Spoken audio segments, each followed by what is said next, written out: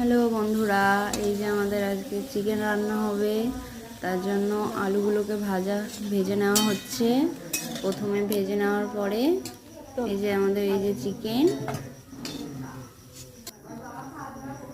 এবার তেলের মধ্যে চিনি দেওয়া হলো, তেজপাতা দেওয়া হলো, গরম মশলা দেওয়া হলো,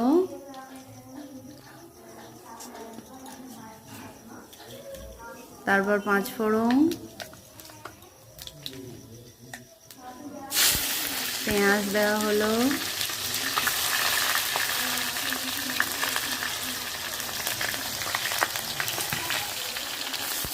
এই যে পেঁয়াজ রান্না করছেন আমাদের।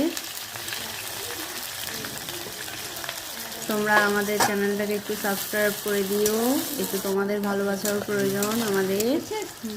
আর এই যে মশলাটা দেওয়া হয়ে গেল, এবার কষানো হচ্ছে।